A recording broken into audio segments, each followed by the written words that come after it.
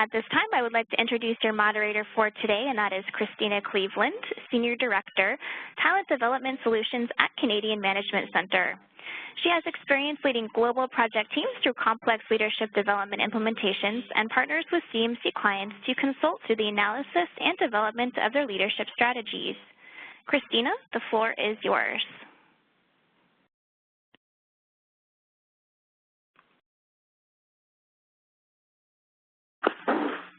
Hello, everyone. Good afternoon. My name is Christina Cleveland. I'm the Senior Director of Talent Development Solutions at Canadian Management Centre, and I'm here to welcome you on our webinar for Responding to Conflict, Effective Leadership Techniques.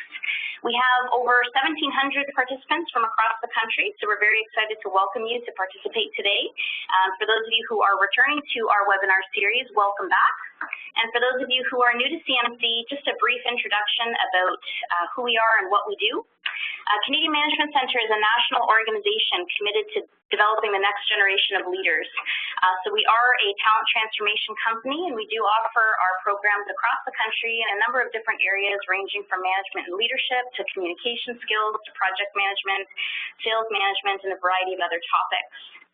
So conflict is definitely a topic that we've heard as being of interest to leaders across this country and professionals, and that's why we've selected it as a topic today. So for those of you who have participated with us before, you are aware that we do try to tweet live during the events as well, so feel free to join us in the conversation and spreading the word about what we're talking about today using the hashtag CMC events, and you can follow us at Canadian Management. We will be sending you a link after today's session, so we do record these sessions. We will also summarize any questions and answers that we'll be receiving through the session, and we'll send you a follow-up email. So as you've registered for the session, you will automatically receive that email, so it'll give you access to the PowerPoint slides as well as a recording of the session, so you can feel free to pass that along. So just rest assured that that will come to you later on this week. And now we'll head into the topic. We want to spend as much time as we possibly can getting into this really heavy topic of conflict. And we wanted to start off with why we've selected this topic today. And one of the reasons that we initiate these webinars is so that we can give our clients access to information that is of interest to them in these people development areas and interpersonal skills related subject matters. So conflict came up as a request in terms of feedback from our clients, and you will have an opportunity to provide us with some feedback about other topics you're interested in the future. But we chose this particular topic because of the sensitivity around managing these situations, but also because research is indicating that it is a very important and significant topic. So based on a 2008 Human Capital Report by CPP Global, which actually was just published again in 2012 in an article discussing conflict management, it indicated that 85% of employees experience conflict. So the results of the survey are based on responses from 5,000 full-time employees in 9 countries. So conflict happens around the world. The average employee spends 2.1 hours a week dealing with conflict situations. So if you think about yourself, if you've ever been in a conflict situation, how time-consuming it can be, how emotionally draining these events can be, the impact on employee engagement, frustration, the limits to productivity, limits to innovation. If you think and you take 2.1 hours a week dealing with conflict and multiply that by the number of employees in your organization, clearly there's wasted effort and untapped potential. And 70% of these survey respondents saw managing conflict as an important leadership skill. So leaders either are dealing with conflicts themselves, or they're called into situations where they may need to facilitate conflicts between one or more employees or respective departments or teams. So clearly it's an important topic that we wanted to address for leaders today. So joining me, my partner in conflict, is Michelle White. Michelle is a CMC facilitator who has spent the last 20 years sharing best practices in management and interpersonal skills with business leaders in a variety of different industries. She herself has held senior positions in organizational development and human resources in the government, telecommunications, and retail industries. She's currently full-time professor of human resources at Fanshawe College in London, Ontario. And in addition, she designs and instructs courses for the traditional classroom, but she also specializes in e-learning instruction and course design. But she's been a CMC facilitator since 2006 and has delivered courses within our management, leadership, and communications portfolio. So I'm really excited to welcome her back today to join me for this particular topic. So Michelle and I will be inviting some interaction from you as well. So using WebEx, if you're new to WebEx, you will notice a chat panel on the bottom right-hand side of your screen. And Michelle and I will be calling on you to participate by contributing any ideas and suggestions through that chat panel, and also submitting any questions that you have as well. So Michelle, are you there? I think we might have you on mute still. Are you there now? I am, and thank you very much, Christina, and welcome everyone. Today, we're going to share some best practices in how to manage conflict, and we're going to start with the definition of conflict so that we're all aligned with what conflict is. And we're going to refine this a little further by looking at disagreement versus conflict and where they differ and when a disagreement can lead to a conflict. We'll also develop conflict awareness by looking at the 5 levels of conflict, and then we'll discuss the impact of conflict on employee engagement so we understand the business impact if conflicts are not managed. We'll then share some approaches to help you manage conflict and provide you with some do's and don'ts to consider when actually responding to conflict. So let's get started with an informal definition of conflict. Conflict is informally defined as personality clashes, breakdowns in working relationships, disputes in groups, and meetings and other situations. It can be a major or even a minor conflict, but it's usually the result of some process or series of events that have not been addressed. Now, that's why the word breakdown is so important in that definition. It speaks to the idea that it is a process and how it's multi-step, and that is the foundation of most conflict. So given that a conflict can build over time, it can be different than just a typical disagreement. Now, as we look at disagreements versus conflict, it's important to remember that we're not talking generally about a difficult conversation, but more specifically about a conflict. A difficult conversation typically can involve disclosing some unpleasant information or news, but it doesn't have to lead to a disagreement or a conflict. Now, disagreements generally result from differing viewpoints, values, or opinions. So, for example, you and a coworker experience a meeting together. You think the meeting was effective and even exciting. Your coworker felt the meeting was a waste of time and slow-moving. So why do your opinions differ? Well, we often tend to rely on the facts to confirm who's right. However, there can be disagreements even about the facts themselves or about the interpretation of those facts. So when opinions actually come into play, you can't rely on facts. And disagreements may escalate actually into conflict if they're not managed properly. So when discussing disagreements, demonstrating open, friendly, and cooperative communication is usually best. Because your main goal is to understand the other person's interpretation and to see it from their point of view. If you continue to disagree after a mutual exploration of views, then usually you both just tend to, as we like to say, agree to disagree. Now, a disagreement can actually turn into a conflict when it becomes charged with emotional or intense feelings. Conflicts don't just go away. Now, they may lay dormant, or they may be ignored for a while because there's more pressing concern or agenda, but they don't disappear without an active work towards a resolution. So now we'd actually like to hear from you. What are some causes of conflict in the workplace?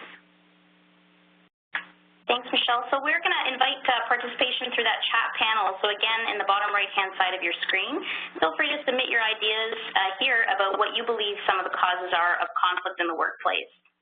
And, Michelle, I know when you were talking about disagreement versus conflict and we're saying, we have to take time to potentially put ourselves and experiencing the situation from another person's point of view, which can be difficult when emotions are at play, right?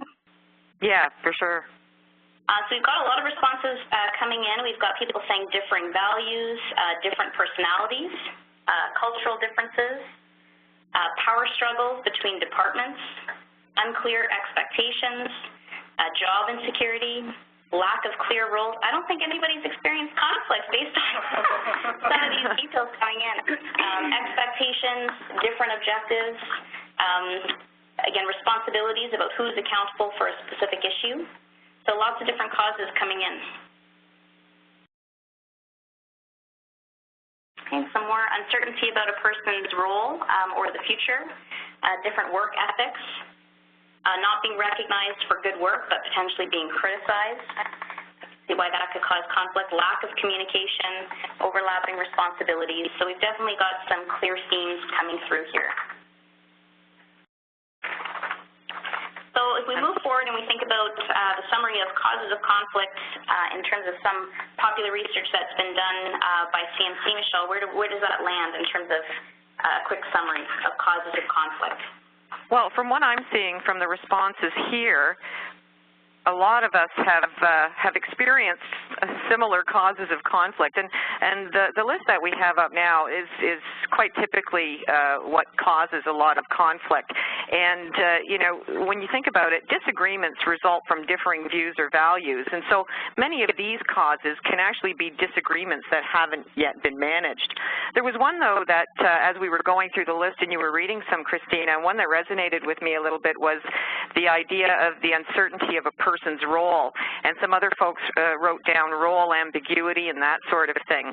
And I think when we look at it from a management perspective, as managers and leaders, one of the things that we also have to keep in mind is good, solid performance management practices actually help define roles, and that in and of itself can also help to avoid conflicting situations.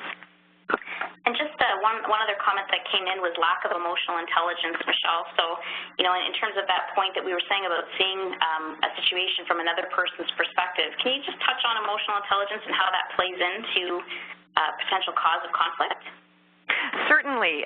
When you look at conflict, and we'll discover further as we explore conflict a little bit more, you know, the role of emotions, you know, it's a significant role in conflict.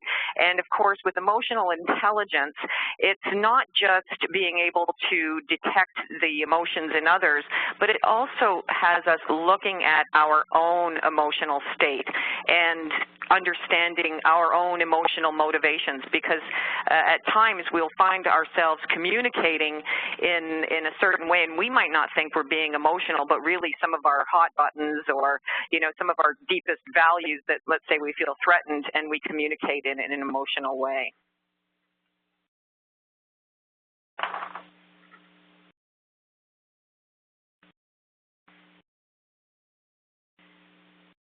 So what I'd like to do now is I'd like to actually take a look. We're going to explore conflict awareness a little bit further here. Now, in order to further develop our awareness, I'd like to examine the 5 levels of conflict.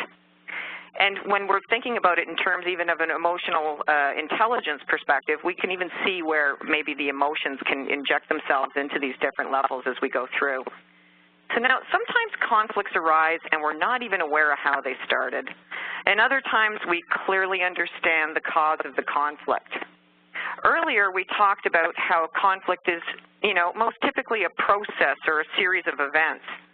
And this process is actually a progression through 5 levels. At each level, there's an opportunity for a conflict to be avoided if the thoughts and behaviors at that level are actually addressed. So why don't we start with level 1? And level 1 is discomfort. Now, when you have discomfort, there's usually something about the relationship or the situation that just doesn't feel right. You can't quite put your finger on it, but you feel uneasy. And at level 2, there is some type of an episode. Maybe an exchange occurs which leaves you upset, irritated, or angry. At level 3, we have the disagreement stage. Now here, differences are debated, feelings are guarded, the other person's viewpoint is maybe diminished, and information is vague.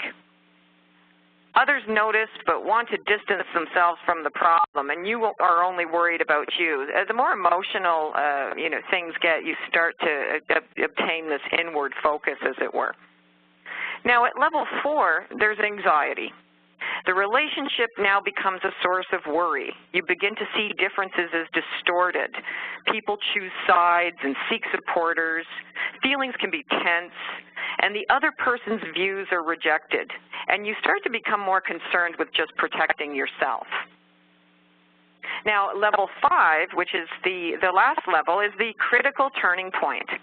The conflict has escalated, individuals feel threatened, feelings become either, frozen or hysterical, and there is a total rupture in the relationship, possibly leading to maybe leaving a job, and winning starts to become the contest.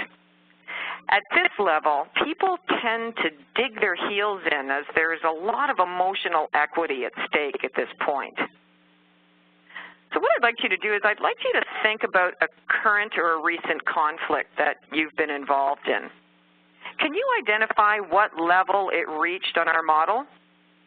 Can you trace the development of the conflict by identifying clues at the earlier levels?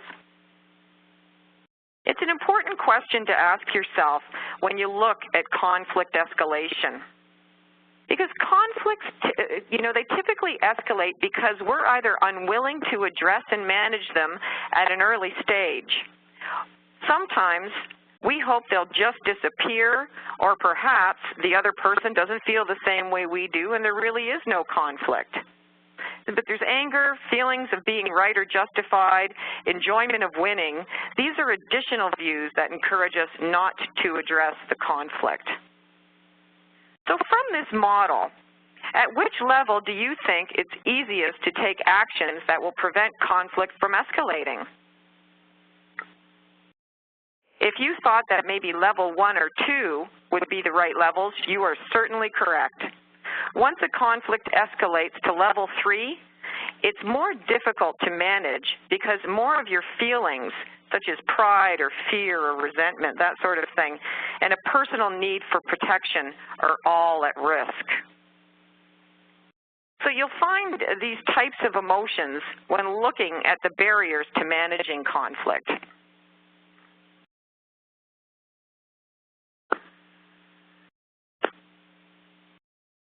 I'm just actually taking a look at the chat board here, and there's a little discussion going on about whether we should compromise and what that looks like. We're going to go through a model, a little systematic approach to deal with conflict in a little while, and then perhaps some of these concerns that I see coming up on the chat board will be addressed. So let's take a look at barriers to managing conflict.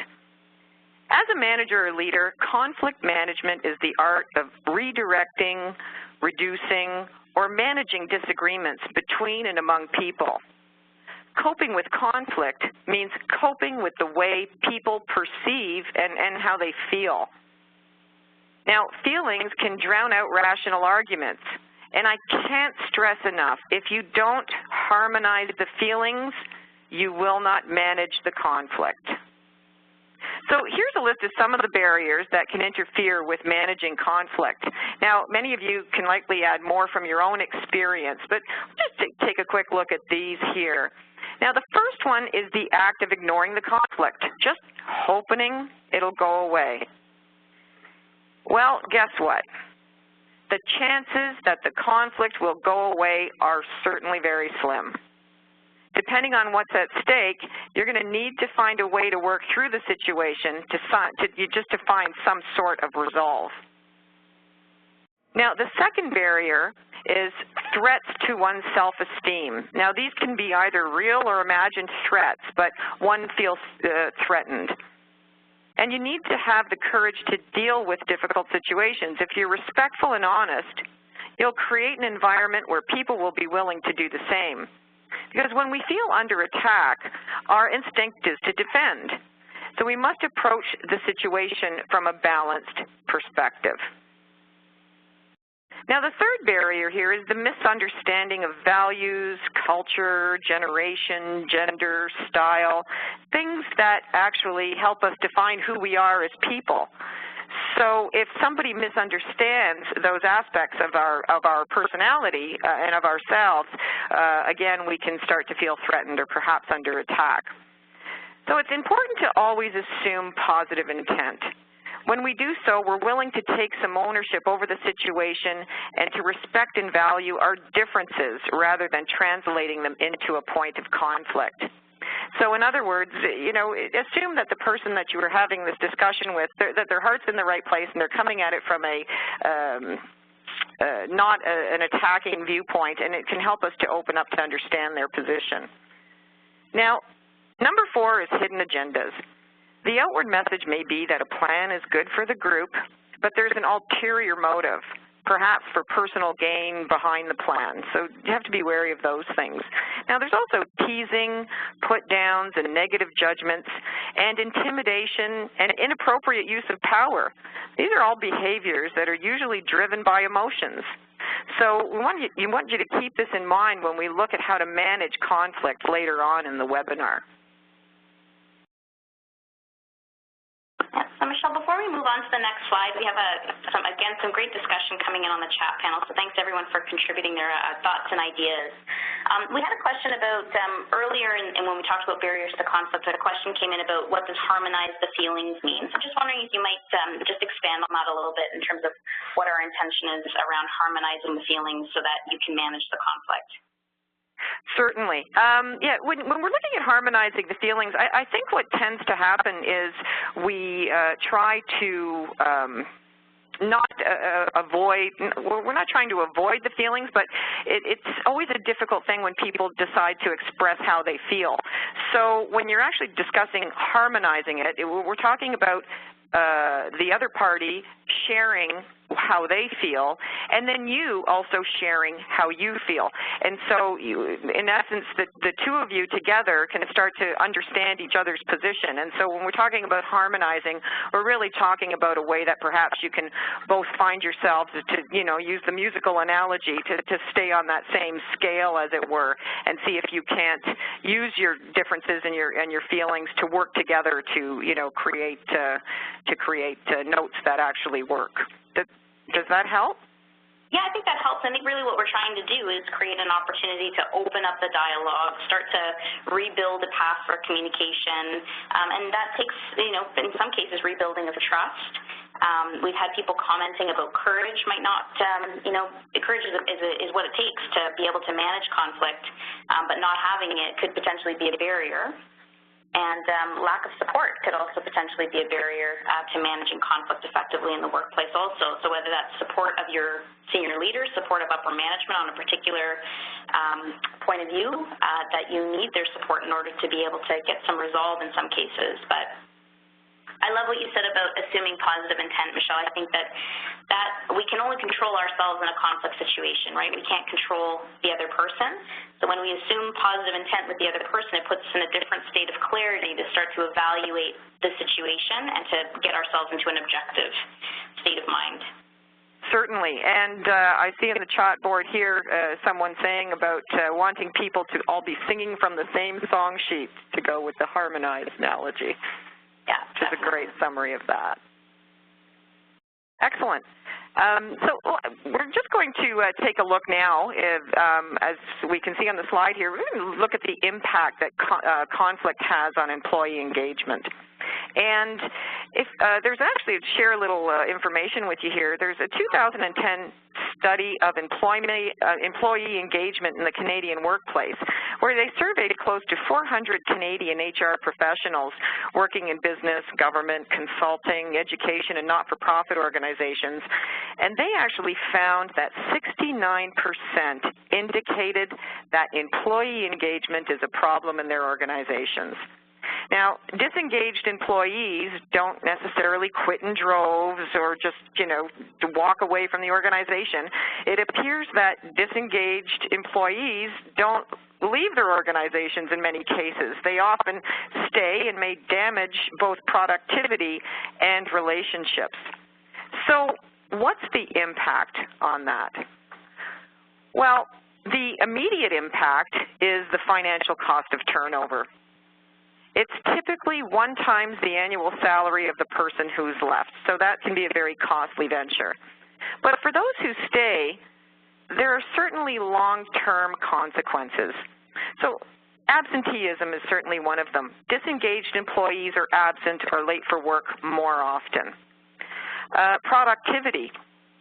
Disengaged employees are marginally productive, leaving others to pick up the slack. Now, this is demonstrated through poor performance or missed deadlines or poor quality. In general, you know, the employee, when they're disengaged, they just don't give you their discretionary effort. They come to work and they do the job, but their hearts and minds, you know, aren't in alignment. Their heart is not in it. And that actually becomes even more evident in something like customer service. You know, there's inefficiency, poor service, or inconsistency from disengaged employees toward customers, and that can cause damage to your brand and the company's reputation. Now, and this isn't always evident. These things happen subtly, and I'd like to use the example sometimes. Let's say you go to a restaurant, and as a customer, you find yourself sitting there, and technically you are getting perfect service. The drink is coming when the drink is supposed to come. The appetizers are coming when the appetizers are supposed to come. But there's something about the server that just doesn't connect with you. They just slam the plate down on the table that little bit too hard, or they just don't offer up that smile, or their voice doesn't, you know, come across in a caring manner.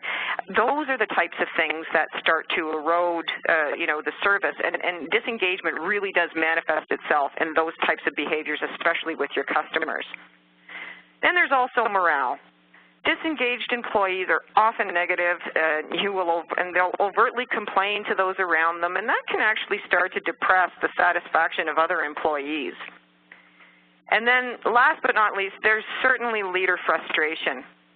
When you have disengaged employees, they command your time and attention, and what happens is you start finding yourself focusing only on the poor performers rather than those who would truly benefit from your support and coaching. So it does have an impact on the team. And we have a question from a participant, Michelle, about whether or not conflict reduces employee engagement, or if it's the other way around, or if it's a cycle. Like, how do the two really come together between conflict and disengagement? I think, well, you know, a disengaged employee, they certainly work hand in hand. And what you'll find is especially conflicts that haven't been addressed. So really, a conflict shouldn't lead to disengagement because a conflict should be managed. But unmanaged conflicts can certainly lead to disengagement. Now, can an employee's disengaged behaviors actually create conflict? It can. It can because, for example, if an employee is often late for work and the rest of the team has to pick up the slack, that can start to create ill will and hard feelings and that sort of thing. So then it's the manager's role to you know, be alert to that and to make sure that they manage that before, again, it becomes a conflict. So really, it's all a process, and it's just how you're in tune to the different parts of the process. Going back to our 5 levels of conflict, you try to get it at levels 1 and 2, but disengagement does create levels 1 and 2 on a more consistent basis. Yeah, that's great, Michelle, and I would support that 100%, that it can be a cycle where conflict can cause disengagement, and disengagement could potentially lead to situations where conflict ends up being the result or outcome. You just think about the amount of frustration that happens in a conflict scenario, whether it's because you don't understand why something's being done a certain way, you don't understand another person's behavior, why they're doing the things that they're doing. If we're coming at it by not assuming positive intent, that frustration just continues to escalate and continues to evolve into a conflict situation. Definitely. Definitely. And actually, I was thinking maybe this would be a good time to ask the group for another question. What do you think, Christina? I think so, yeah. So we're going to open up a poll for the participants to respond to. It's going to be opening up on the right-hand side of your screen, and it's just to get a sense of what your current approach is for managing conflict. And we all have different styles and approaches to managing conflict situations. And for some of us, how we manage conflict may change at home versus how we handle it in a work situation. But we've got a couple responses up there. So you either try and avoid it and hope it'll go away, try to focus on agreements in order to minimize the conflict, asking directly what the person has a conflict with, discussing your concerns and a proposed solution, or you may be one of the very fortunate of that 15% that doesn't experience any conflict in your work environment.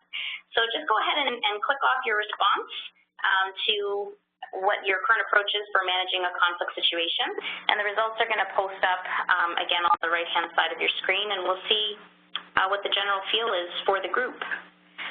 But we've had, again, some really great discussions going on in the chat panel with folks, people who are may end up in situations where they are managing the conflict themselves or they're in conflict on their own. But it sounds like we have a good percentage of the audience who actually addresses the conflict. So 45% of those who are online today discuss your concerns and a proposed solution with the individual. So lots of courage in handling those situations. And second most popular response, 28%, I try to focus on agreements in order to minimize the conflict. So I guess it's where some discussion happens about how we can get to a win-win situation and a compromise. And I know that there was a participant earlier commenting on compromise not necessarily being a losing situation. So thanks all for contributing your thoughts onto the poll there. So Michelle, our responses, we've got some very brave folks on the line. So 45% of the group discuss their concerns and a proposed solution with the individual. Yeah, I think that's excellent. And actually, as we're going to now go through a systematic approach that you may want to look at when looking at conflict. And so for 45% of you, you're certainly, well, for all of us, we're probably intuitively we're all on the right track. But when we see this 45%, I think some of the pieces of our next model will resonate with you. And it's actually called the AEIOU model. And this is a 5-step model that can be used to help diffuse a conflict situation. Now, following the steps in sequence will provide you with a consistent approach to manage conflict. So we're going to actually take a look at each step more closely, and we're going to start with A, which is to acknowledge the other person. Now, conflicts generally start from a misunderstanding or a disagreement. Either way, you need to acknowledge the other individual's concerns before you can move forward in this process. If we were in a workshop right now, what I would do is I would walk behind the individual and probably say we need to look at things from this point of view, from what they're seeing. So if you can get that perspective, that's certainly the best first step in managing conflict.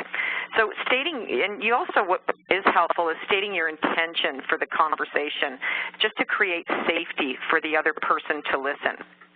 And that way you'll encourage them to share their perspective. So for example, you may say something like, you know, it's really important to me personally and to our team that I have a good working relationship with you.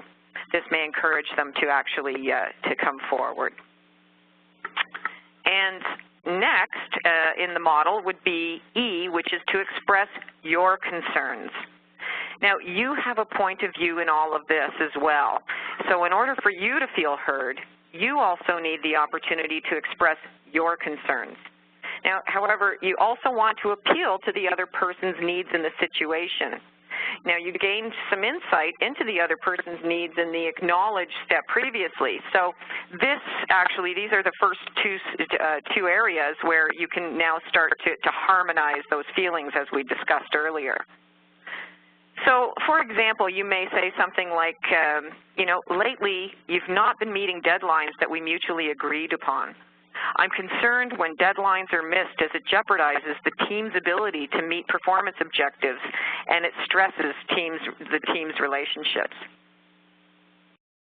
So now, once you've actually acknowledged the other person and expressed your concerns, you're going to want to identify a proposal or a plan. Now here you want to make it clear what you need as a result of the conversation. For example, approval to proceed with a project, change in specific behaviors within a particular time frame, agreement to work as partners on completing a task. Now, don't be vague and don't assume your listeners know what you're thinking. You need to make your intention and desired result clear. And this is a key factor. And I find that, going back to our conversation when we were, saying how performance management practices are, play a role as well in managing conflict. Again, always making your intentions and what your expectations are of your employees clear will certainly help and will help you in this phase of the of managing the conflict. So, the proposal or plan that you come up with, though, needs to be representative of each of your issues. So, for example, you may say, we need to look at your workload and deadlines and decide if they're realistic. If we can agree that they are, I need all planned deadlines to be met, or for you to discuss any anticipated delay with me 1 week prior to the deadline. That way the two of you are both in full understanding of what's expected and also the behavior that's expected in the event that for some reason the objectives can't be met. I think that's a great point, Michelle. As you mentioned that sometimes it crosses into managing performance in some of these conflict situations. And we had a comment from a participant in terms of identifying a proposal or plan that this individual indicated that they focus on what they want to achieve when in a conflict situation or trying to manage a conflict situation. So focusing on what we want to achieve, what we can agree on can help in de-escalating the situation. So just as you said, coming at it and thinking about both of your perspectives, both issues have to be identified and both desired outcomes have to be identified and discussed. Yeah, certainly. Certainly, and so what happens then as actually that brings us to the next point in our model here, which is the O, will outline the outcome you anticipate. So here, when you're speaking, your plan should be rooted in the outcome you anticipate or require in order to reach some resolve. So how will the agreed upon plan benefit each party? And you need to be able to be prepared to address possible barriers. So, for example, you may want to say something like, I want both of us to feel good about working together to accomplish your project. If you miss the deadline in the future, we'll have another discussion to determine how you can manage your deadlines. But I'd like us to finish this project together. Now, after the O step, we find ourselves finally in the last stage where you want to reach an understanding. And here, you want to ensure that all parties agree on the proposal or plan as well as the intended outcome. So you can say something as simple as, so how does this sound? How comfortable are you with this?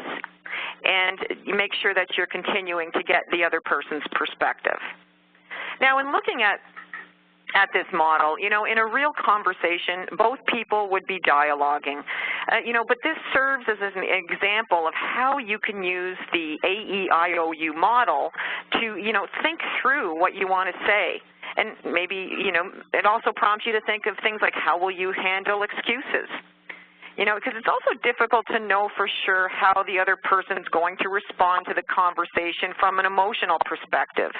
And this is especially true since their perspective of the situation may be completely different than your own. But either way, when you're met with the emotion in a difficult conversation, you do want to make an effort to acknowledge the perspective of the other person. Now, and this doesn't mean that you agree with their perspective or you're going to give in to their emotions. It simply means that you recognize their emotions so that you can move them past those emotions. So it's like the difference between empathy, and sympathy. So in saying that, some ways from a management perspective that can help you with this, especially if you're charging into an emotionally fueled situation, is when you book time with your employee to go through this, let them know what it's about. Let them think about these things. Sometimes, you know, managers like to spring the issue on the employee and try to get their gut reaction. But if it's a situation that's evolved into a level of conflict, I think it's important to provide them with the time that they need to consider their approach and their feelings in the situation.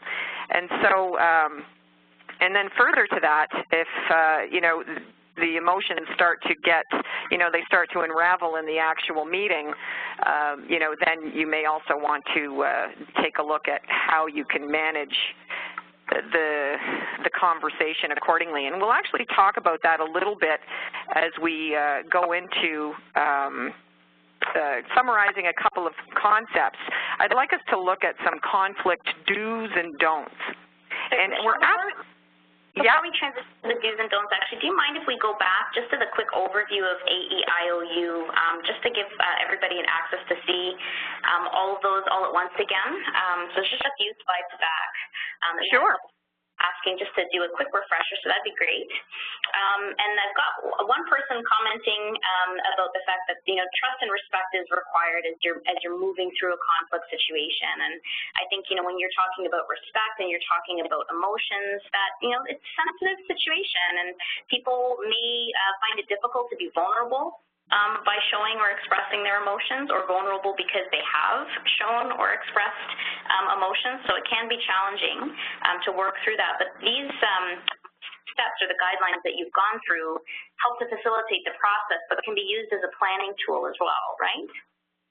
Yeah, certainly. And what I've found for myself is anytime I have a model that I can work with, I embrace that. We all fall victim to having, an emotional view of a situation. And we need to make sure that we sit down and consider all of that. And again, that's where emotional intelligence comes in. We start to understand our cues and our hot buttons. But when you actually work through this particular model, you start to see the whole situation clinically, and you can start to separate the issue from your own emotions. Because I think one of the other things that some leaders tend to do is they say, oh, well, I'm not emotional about that, or I don't react emotionally. But, we all have them. It's just how we manage them and come across in that particular situation. And this particular model really works well in making sure that we're focusing on the specific problem and not the emotions. And so if someone experiences anxiety when they have to deal with a conflict situation, or may show extreme anxiety symptoms during a conversation, would you say that preparing using a model like this may help to build some confidence going into the conversation?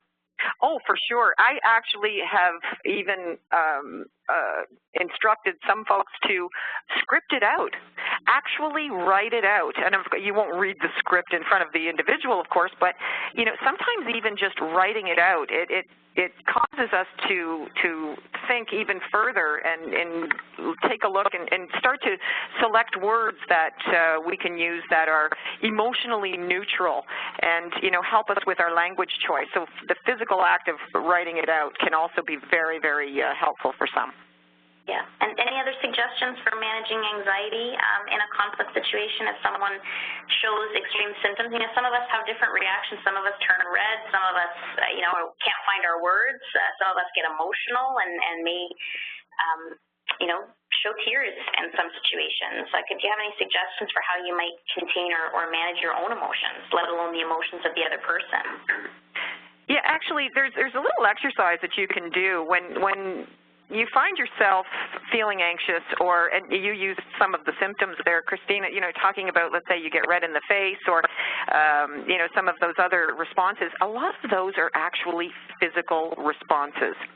And once you become in tune to physically what's happening in your body, some people, for example, their voices are going to go really high, or other people start to speak really quickly, and all of those things. Once you start to understand what your physical cues are, what you then do is you make a concerted effort to do the opposite.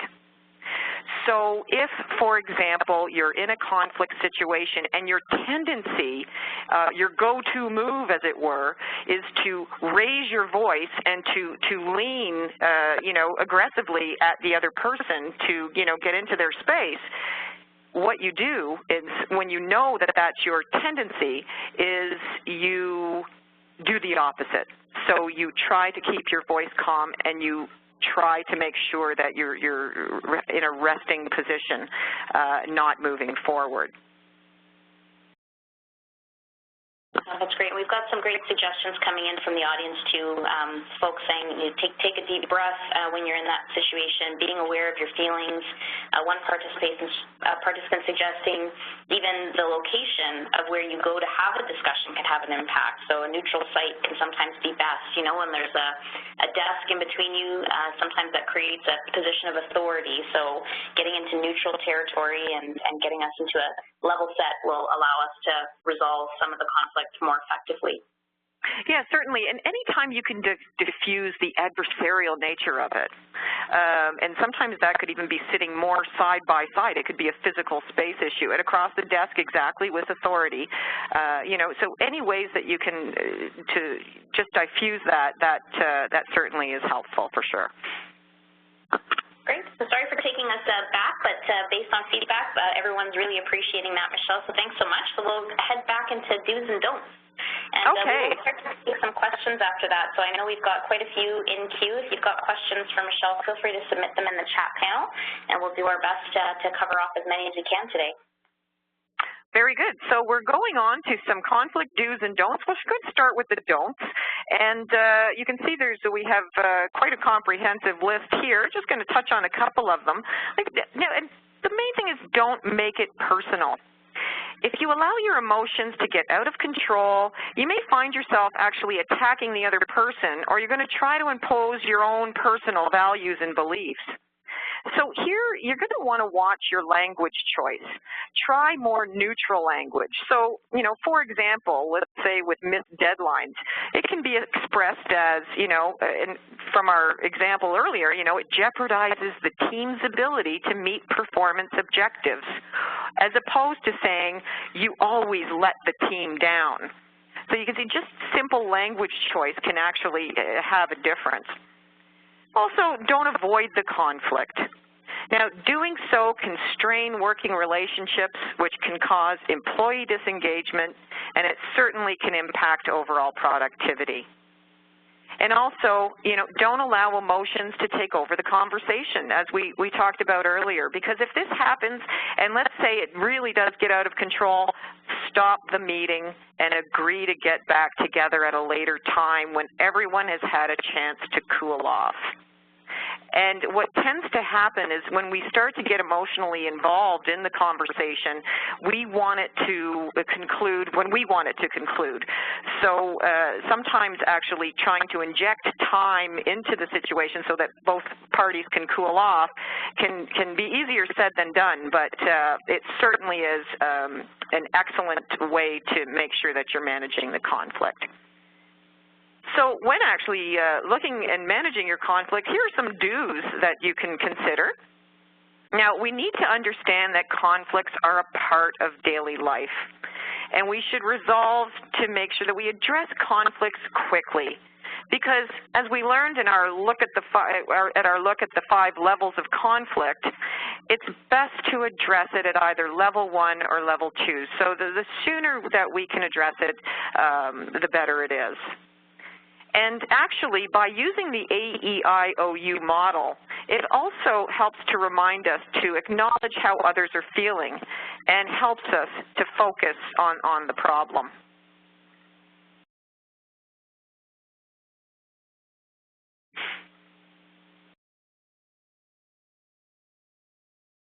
Christina, are there any comments or questions on the do's and don'ts? There's lots of commentary coming in, actually, people relating conflict to their personal lives as well as their work lives. But we've got, in terms of kind of continuing with the do's and don'ts, Michelle, we've had some questions about do's and don'ts related to having a conflict with your boss. So what do you do in a situation, or what would you recommend you do in a situation where you are in a conflict situation with a superior? Well, having a conflict with someone who has an impact on your livelihood can certainly add additional stress to managing conflict. And really, that's why the AEIOU model can be so effective, even in that particular circumstance. By using a systematic approach, you can still have the conversation in a calm way that will move the situation forward. And by following the steps, it helps to keep the emotions out of it. But always, when you are speaking with, a boss, you want to make sure that you're assessing the conflict and making sure that it is something that you want to address. In other words, how important, I guess, is the issue to you? Great, thanks, Michelle. We've had some requests to go back to the 5 levels of conflict. Lots of interest in this visual, so we've put it back up for folks to see the progression of the conflict. But we have some people who are asking also about team conflict situations and people who may work in a team where others are in conflict, and they're wondering how do they cope and maintain productivity when it's uncomfortable for them. Yeah, when you're faced with uncomfortable situations, it certainly is something that if you're going to enjoy what you do and enjoy going to work and enjoy working with that team, it's something you're going to want to address. So anytime you're in a situation that makes you feel uncomfortable, you need to make the parties aware of your discomfort in an effort to stop the behavior. If you feel that you certainly can't operate as an effective member of the team while this is going on, for sure. So here I would always recommend a personal approach technique where you would, let's say, go up to the parties and, have a conversation with them saying something like, when you argue in front of the team, for example, it makes me feel uncomfortable. So, I need you to stop arguing in front of the team, basically. It's not your job to stop their conflict, but what you can do is you can manage how they act around you, or you can try to manage how they act around you. And it's like you're in the second level, the episode level of the 5 levels of conflict, and you're dealing with the discomfort before it escalates into a disagreement of your own. And so what about in situations, Michelle, where you may be dealing with somebody whose preference or tendency is to avoid a conflict? So even if you're at the discomfort or episode phase and you're trying to engage the individual in a conversation, but they're choosing to avoid it, or passive-aggressive behaviors may come into play, how would you suggest that people manage those situations or those individuals? So you've got somebody who's choosing to avoid. Well, and this kind of puts us right up against it at this point, doesn't it? We can't change how other people will act or react, but the only power we have to change is our actions and reactions. So if we've made what we feel is the best effort that we can to address the situation, and the other person, knows how we feel, and if we're modeling behaviors that we want to see from the individuals, at that point, that's pretty much the best that we can do. And then if it becomes problematic for other reasons and we start to see disengagement and productivity and that sort of thing, then that's where the performance management piece would come in. Yeah.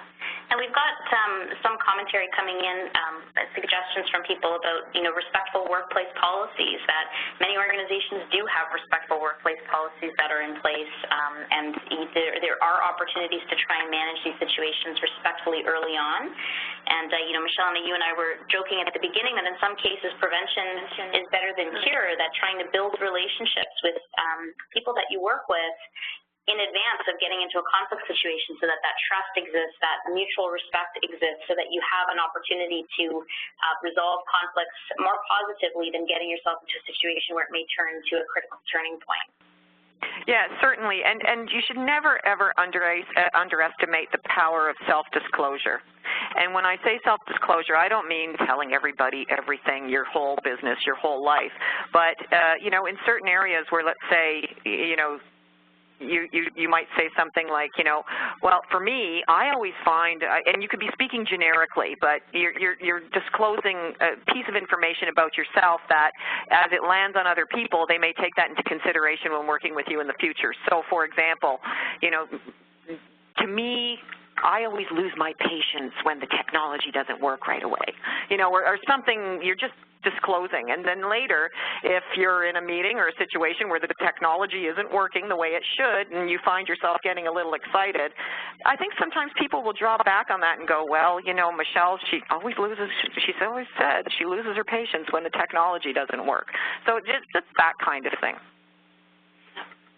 Well, we've had a request to go back to take another look at the conflict don'ts from a participant, Michelle, and I know that, you know, we've talked about avoidance and we've talked about emotions that can come into play, and some folks are commenting that, you know, in some cases conflict feels like negotiation, right, that there's an opportunity to hear both sides, to understand what people's positions and interests are, and to work through them, but there's absolutely communication that's happening between these individuals.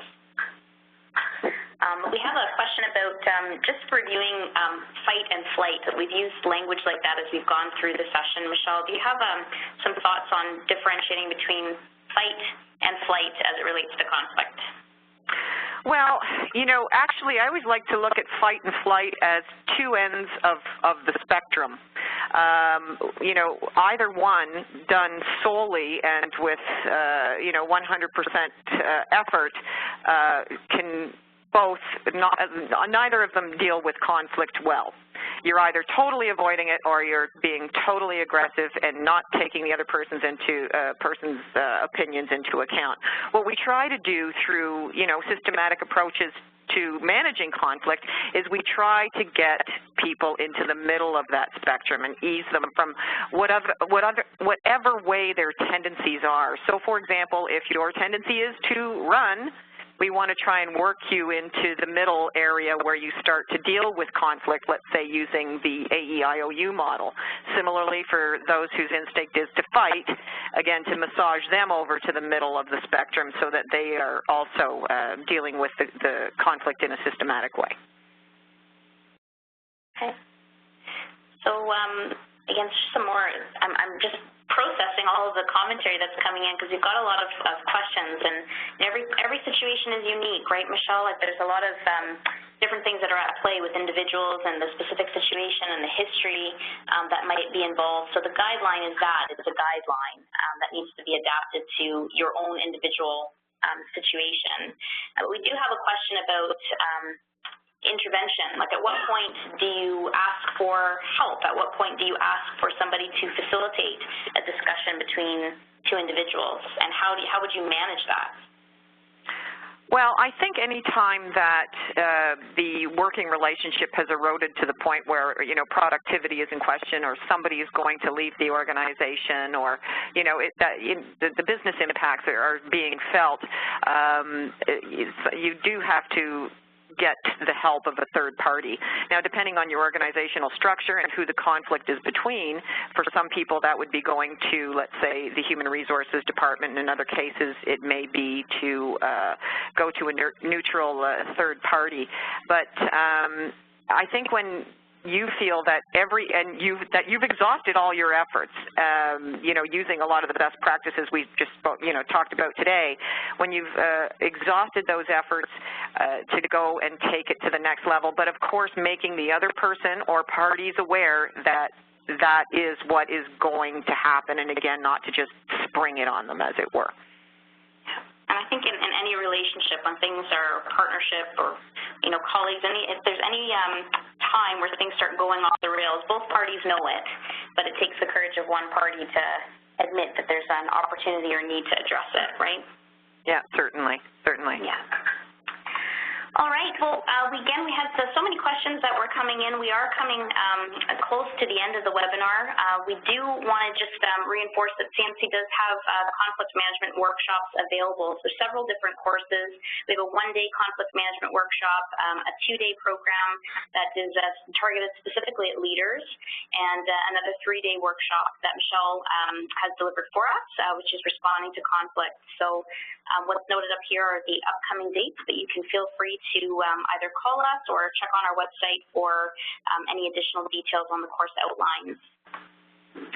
We do want to know what you're thinking, so we really appreciate all of your commentary today, but if you have ideas for us, feedback on today, what worked, what you'd like to see us do differently, other topics you're interested in, at the end of the session today, you'll get a pop-up that will ask you for feedback, so please take a minute to complete our post-webinar survey. We love hearing your comments and suggestions, and for those of you who have requested conflict in the past, you can see that we're listening. Additional resources are also available on our website, so feel free to visit us at www.cmcoutperform.com. And Michelle, I want to thank you so much for having the courage to deal with conflict in a 1-hour time slot. It's not an easy task to take on, but we really appreciate you sharing your thoughts and your insights and approach to managing these situations. Thank you very much, Christina, and thank you all for your time and attention today. And again, thanks all of you for your active participation online. We will be following up with the summary of the recording, so you should receive that in about 48 hours. You'll get access to the PowerPoint slides as well as the session recording, so you'll have an opportunity to revisit that for additional insight. But we wish you all the best of luck. We look forward to hearing from you, and thank you so much for joining us.